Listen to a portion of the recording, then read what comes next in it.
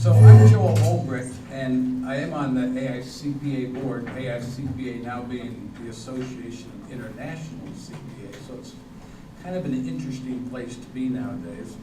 But I have to continue to remember that I still have a firm in Windham, so I am a local practitioner too. I did serve for years on the PCPS, and Ed was talking about the council meeting, and Mark Hosier, one of the VPs, made a presentation at the end of that council meeting on what's going on in PCPS. It's kind of the home section for small firms. If you're not a member of PCPS, you need to really grab $35 and pay your annual membership, and it's just a website full of just great information to manage your practice. I've enjoyed the board a lot because the AICPA and management is focused very much on 10, 20 years out. They're strategically focused on the way the profession is changing, what we need to do to continue to do that. There's two big efforts right now, and I want to talk about one of them. The other one I'm not going to talk about is just a big effort right now on customer experience. Because of membership like 650,000 worldwide, there's now a big emphasis on how AICPA touches members, how members touch AICPA, just trying to make that interaction and that experience much more rewarding than it ever has been before.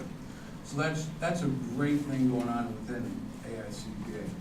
I want to just take you, and now I want to talk about the more interesting thing that's controversial, that everybody wants to hear about, I hope, because it's exciting, which is the Evolution Project.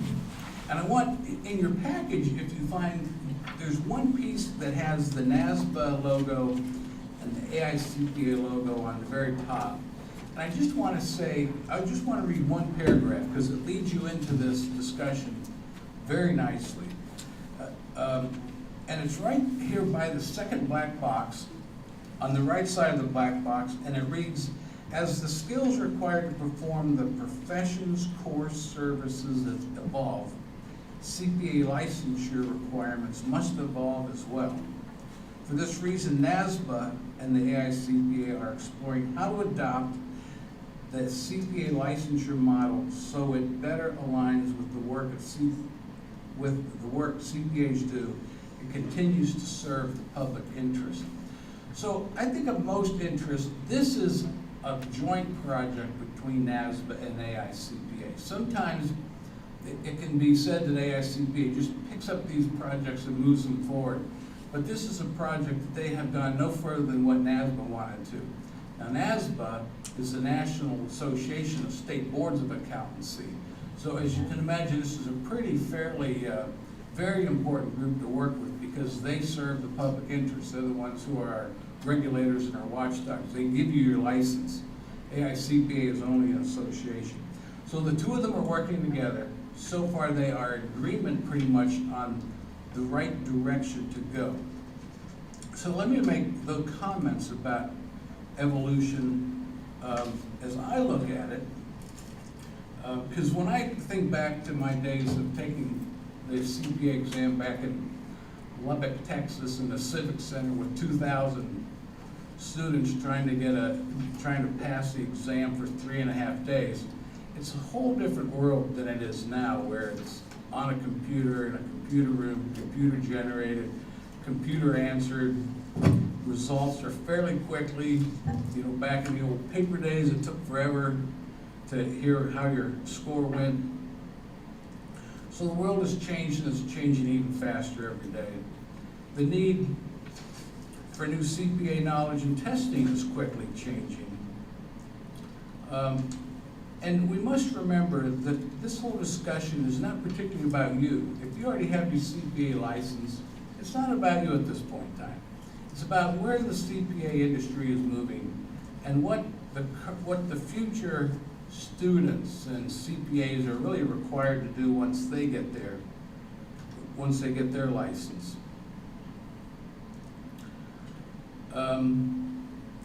I think back when I was in Texas, when I started out, I had Texas clients. I had clients in Abilene, Texas. Before long, you know, as the world evolved even back then, I can't remember when that was, but it was sometime in the 80s, I'm sure. all of a sudden then we had national clients. You know, we moved clients, they weren't just in Texas anymore, they were now national.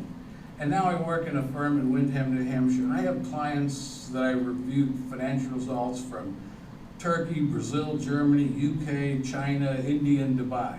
It's not the same world anymore. It's actually more exciting, it's global. I used to have, I don't know, 30, 40 file cabinets full of paper. Now I have no paper. There's no paper in our office, it's all digital. It's all on some secured server somewhere.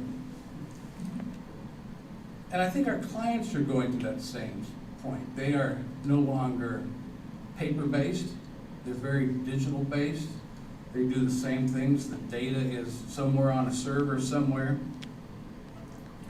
So it really means that we need to transform the way we do our work, because we don't just go to a client's office anymore and ask for paper and then look through paper files.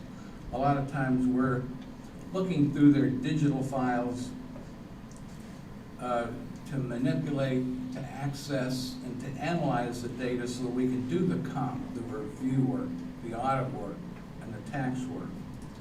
And probably your clients these days may even, in fact, want some help in controlling the digital data, or getting some help in how we can help them ensure that there's security around it. So to me, most college students want that world. They want the digital world. They want to get out of school. They want to deal with digital data. So what evolution is trying to say is that as much as audit skills are very important, and we can't walk away from that core, working in a digital world is just as important as that world of audit, because the data they have to access is now all digital. So the exam, NASBA and AICPA are kind of working on this review that the exam ought to really then look at 4 different areas. Right now it's audit, tax, and accounting. And the 4th one ought to be added, which is technology. So you do agree probably that there's core knowledge that we all need to know. We all need to know the accounting. We all need to know something about tax. We all need to know something about audit. Even if we don't do audit, we have to know something about what that world is like. Same with technology. It's important if you're going to hold a license and you have to access data digitally, you probably ought to know something about technology and how data is kept, how to access data, how to analyze data. Most college students are coming out knowing about blockchain. They want to set up computer models where they can actually track and audit and analyze 100% of data through blockchain, through those groups of data files. And that's their world. They also want to work in that area. They know clients work in that area. They want to do their own R&D on how to do that process with digital data. So that's the reason why NASBA and AICPA are looking at this. Now, originally, there was, and I heard from somebody when I walked in here, that maybe there ought to be 2 ways to it. Either you want to just be an auditor, or you want to just do technology. That we ought to have 2 tracks. But that's really not the world we have. And that's why the AICPA wants to continue to walk down one model. It's not the model of doctors who, you get your, whatever you are, and then you're a doctor, and then you want to do heart surgery, so you get a specialty. AICPA has pointed out that probably the model they like most is that of engineers, because engineers all have one core area of knowledge, and then they all sort of go out from there, but everybody has that same certificate. Doctors get all kinds of different certificates for their extra work and their extra abilities. And that, I think, is a model of what AICPA wants to do, is one certificate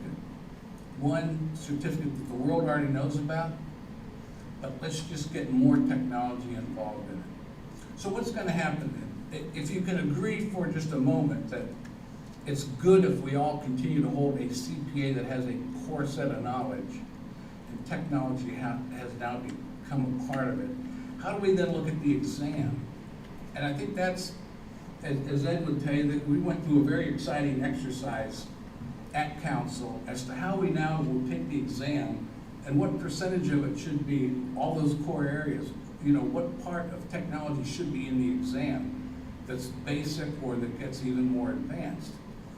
And that's the world right now that AICPA is trying to figure out is, if we all can buy into there's 4 cores, how does that exam not take 6 weeks to complete or 10 days? How do you still keep the exam within the same constraints of testing without making it a harder exam and longer, but yet include just some good basic technology skills that CPAs ought to have. So that's the world we live in. That's the communication. If you read the Evolution Project, things that Robin has put in your package, you can always go to evolutionofcpa.org. That's the joint website managed by NASBA and AICPA right now. And they're going to post all of their current project information there. And I think the important part is, do we talk about this for 10 years and then implement it, taking another 5 years? Do we just start now and get the project done, add technology components to it, get the exam reworked, so that we now can enter the future? And I think that's where NASBA and AICPA are both are. They're at, let's get it done because we can't wait till tomorrow.